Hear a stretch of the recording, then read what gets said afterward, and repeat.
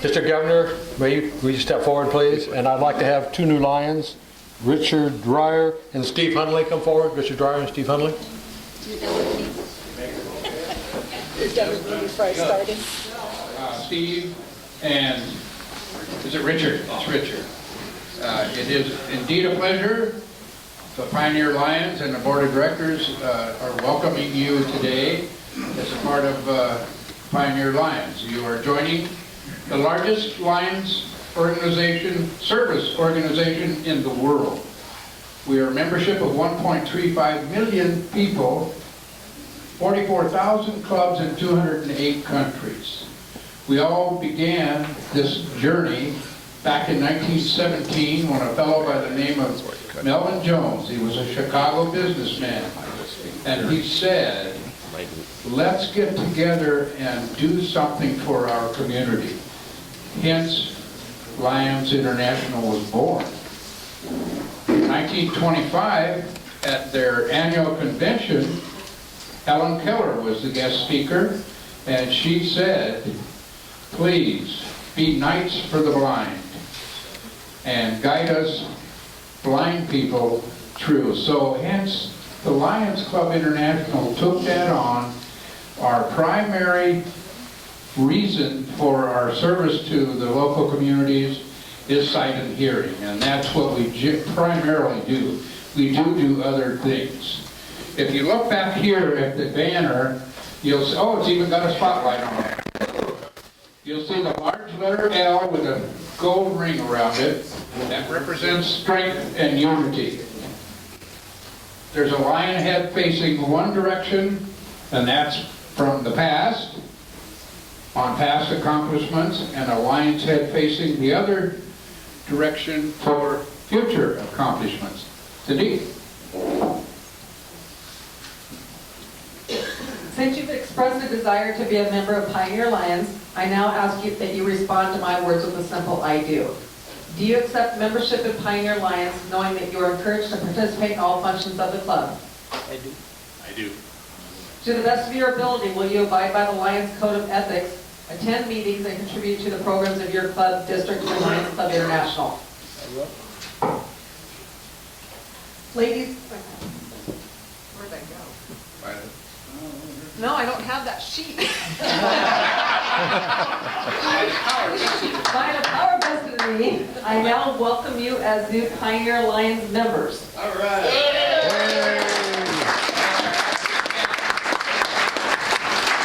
Are you going to be a good mentor to your members? Absolutely. Great. Who's your sponsor? Dwayne Smith. Dwayne, are you going to be a good mentor for him? You bet. You better be. He's leaving town. Yeah, I'm leaving for a couple months.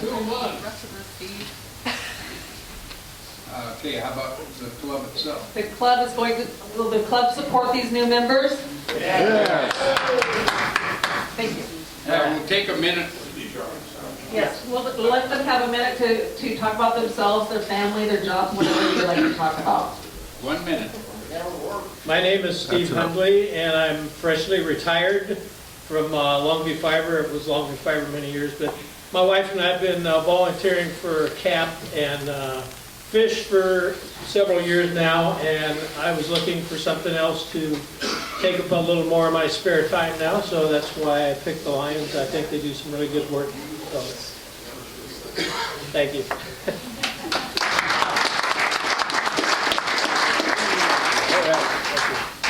Hello, my name is Richard Dreyer, and I'm also retired from Fiber a few years ago, probably 8, I guess. I guess I can tell you a little bit about my family. I was 45 when our daughter was born. And somebody asked me how that happened. I said, practice, practice, practice. I'm involved with Longview Fiber Retirees Group, and it's a pleasure to be here.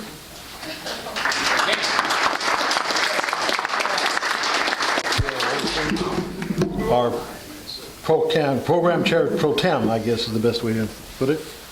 Hey, Bill. President Doug, fellow Lions and guests, we have the pleasure today of hearing about a program named Shelter Box. Rob MacGregor, the superintendent of Kelso Schools, is here. He unfortunately is not in a kilt, but there is photo evidence of that. And he brings with him Marilyn, young Skogland, and they're here to tell us about Shelter Box. So without further ado, Rob. Well, good afternoon. I think it's afternoon, and just thank you to the president and club members for giving us this opportunity to talk about Shelter Box. Before I put on my Shelter Box hat, though, I just want to thank the Lions Club, the Pioneer Lions Club in particular, for all that you do for our communities on behalf of all of our citizens. You do a heck of a lot. I know a couple of the members here, and I hear about all the things you do on behalf of the community. So thank you, and in particular for decorating the Kelso colors. I'm sure you did that for you guys. But I'm not going to talk about schools. I'm going to talk about Shelter Box. I have my Shelter Box hat. We only have a few minutes for this, so we're going to go rather quickly. What we really want to come out of this is we want you to know what Shelter Box is, the good impact that we're having around the world on many, many needed people, how it got started, the latest deployments, and how you might get involved as a club in some way or as individuals in supporting the good work that Shelter Box does. Marilyn, would you mind clicking, because I know I'm going to forget to do that. I'm going to be 3 slides behind. So, and like I said, this is my first presentation. Marilyn's done many. So basically what Shelter Box is, and I'm going to read this, it's an international disaster relief charity that delivers emergency shelter, warmth, and dignity to people made homeless by disasters worldwide. Please. So imagine for a bit. Just imagine that you woke up tomorrow after a major earthquake and you were without a home. Your family was out of home. What could you possibly do to make ends meet? Shelter Box is created to solve such needs. Simply put, we provide shelter, warmth, and dignity to disaster survivors around the world. About 12 years ago, a person in Britain recognized that there seemed to be a gap in terms of worldwide disaster relief. We had the Red Cross, we had other organizations that were great at responding to certain needs, but there was not an organization that would systems-wide address the needs of shelter and housing, basically, for families. And so they endeavored to meet that need. Food and medicine were there and everything, but in the days and weeks following a natural disaster, nothing was there to help families have a place to live. And so Shelter Box was developed to fill that void. Next slide, please. Oh, you already got it. So I was going to say, take a look at that screen and all the items, but the screen's rather small, and you're a pretty good group. So I'm just going to kind of point some of these things out. What's pictured here is a tent designed for a family, up to 10 people in that tent. The box, a stove, water purification system, cooking equipment, warm clothes, tools, children's activity pack, mosquito nets, thermal blankets, and waterproof ground mats. And the boxes are customized in terms of their what's in the boxes, depending on where the disaster is. Mosquito nets might not be appropriate in Greenland, for example. So they are customized. Oh, you were on it. Okay, each tent is very, very high tech. These are tents that were constructed in Scotland. They've been tested in wind tunnels to withstand high, severe, and gusty winds, and they have been lasting in places for 2, 3, even more years, and they've lasted some very severe storms. And like I said, up to 10 people in those tents. So Shelter Box has trained over 200 folks called Shelter Box Response Team individuals, and they're deployed around the world to make sure that the boxes get to those who need them most by any means available. So they work with local organizations and local governments to make sure that these get through customs and get to the folks that need them the most. So how is it possible? It's possible. Every dollar counts. It's possible through the generous donations that people make. In this picture, you can see this is pretty as grassroots as you can get in terms of money raisers. And these are a couple girls that set up a lemonade stand in order to raise money after the tragedy in Japan over a year ago. Other organizations get involved by sponsoring a shelter box in its entirety. Service clubs make monetary contributions. Ambassadors like ourselves, we go around to spread the word, and then we're counting on folks like you to get online, Google shelter box, spread the word in any means you can, and also come through with some monetary contributions if appropriate. Not all of the effort goes outside of the USA. Again, this was an organization that was started in England with affiliates all over the world. We're with Shelterbox USA. This is a picture taken with a crew member unloading supplies for victims of Hurricane Sandy. And so even here in the US, there's need for this kind of relief. And in that particular instance, the survivors didn't need tents, but they needed a lot of other supplies, and Shelterbox was able to provide those. Scarves, hats, and children's activity books among them. So this next picture is from the Philippines, and you've read about some of the disasters that occur really on an ongoing basis because of typhoons and earthquakes that area is vulnerable to. So lots of relief. Over 4,700 boxes as of last fall had been deployed to the Philippines. This picture is taken in Syria. You know the situation there. Over 9 million people in that region have been displaced. So we've been working with Syria and bordering governments to try to get aid into Syria. You can see the picture there. Lots of tents went there. This next picture is East Africa. You can kind of get a better view of how each one of those white, for those of you in the back, those white blips, each one of those is a tent. It looks like a little village, and indeed it is. It's a refugee camp. So we deployed enough aid and tents to accommodate 90,000 refugees. Or I'm sorry, that's wrong. That's what this refugee camp in East Africa was designed to hold. 90,000 refugees. There are currently over 400,000 refugees in that camp. We've delivered 7,000 tents and 574 boxes, 7,000 tents in Ethiopia alone. That's a youngster in Japan. Children all over the world, as you well know, cannot resist hopping in front of a camera and doing a little pose. So even though the gravity of this situation was quite severe, this youngster didn't want to miss the opportunity to have his picture taken in front of a shelter box. We delivered 1,680 boxes in Japan following that horrible earthquake. This is a picture taken in Pakistan in 2010 where there was massive flooding. We provided emergency shelter for almost 100,000 people, 8,000 boxes, and other supplies. This next picture depicts a deployment in Haiti. You're well aware of that massive earthquake there. Took the lives of 300,000 people. Shelterbox provided more than a quarter of the temporary shelter in Haiti.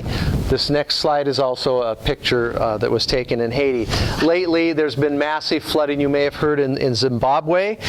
We've already delivered 800 tents there, and we've continued to provide more tents in Syria and other parts of the world. So, I feel like I'm going through this in a hurry, but I'm aware of the time. About 13 years ago, one man had the vision that he could make a difference by getting some local folks involved. And right now it's turned into a worldwide relief organization. There have been over 120,000 boxes and over 1 million people that have been sheltered. And we have 20 affiliates around the world. You can see the places on the map that depict where there are affiliates. How much? A box costs roughly $1,000, and that includes the staff that go deliver it and deploy it and work with the locals and all that. So it's roughly $1,000. I forgot to mention at the beginning that Marilyn's here because she's been with the organization longer than I am to correct me if I give you fictitious information or if I can't answer something. So I will yield to her if I have to do that. So we know that the next natural disaster can strike at any moment. And so one of the things that Shelter Box is aware of is that we need to have these shelter boxes stationed around the world. It can't be in one central location. They need to be close to where the disasters will strike. And so we have stations around the world ready to be deployed. Our goal is to have 100,000 boxes ready at a moment's notice to go out, and we're well short of that right now. So that's part of the goal. And again, I mentioned that not everybody needs a full box, so we customize what's delivered based on the need. Next. So this is important. Now, this is how you can help. For groups or individuals that donate $1,000, they can actually track where their box goes on the Shelter Box website. And a lot of folks like to do that. Many don't care. They just know that the money's going to a good place. So there's information on the brochures at your table that can give you, again, more information as to how you might donate and how you might access the website to get even more specific information. Initially, the project started as a Rotary project, and now it's an independent organization. Cool. And so Shelter Box has developed a relationship with Rotary as a project, a Rotary project partner. And so Rotary therefore contributes for very specific support activities to them. Are the boxes recycled?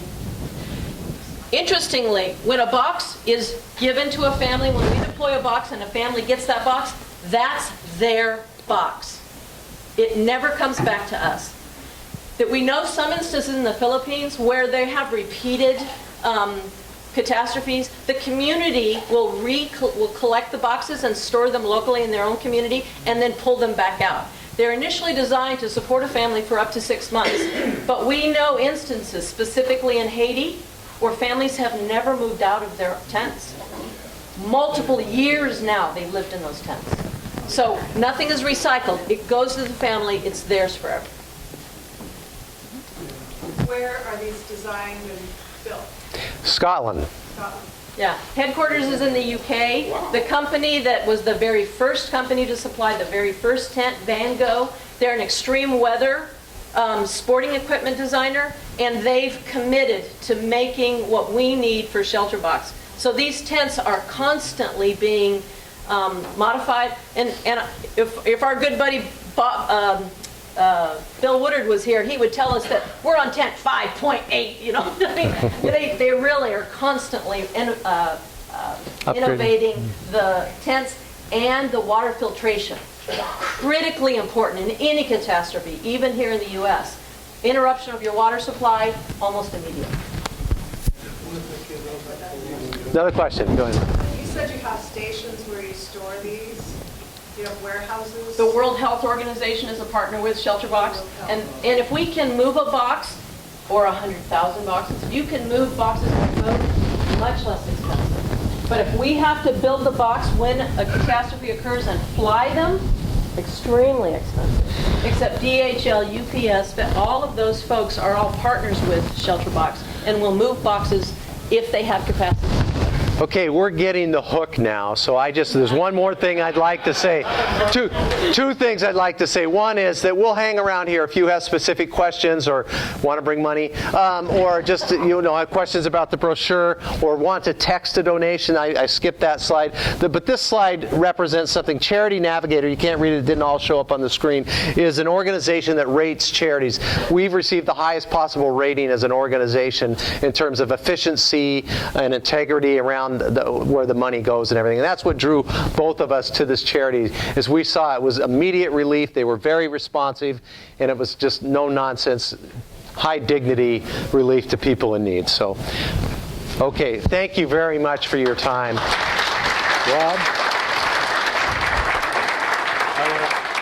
I want to thank you for coming. We only thought we were going to have one visitor today, so I only brought one mug, so you have to share it. Okay. But this is a mug for the Lions Club, and our thanks for your coming here, and you can fill it with whatever you want. Depending on where you are, you probably change that. But this is true. That's true. Thank you. Thank you very much for coming. Thank you.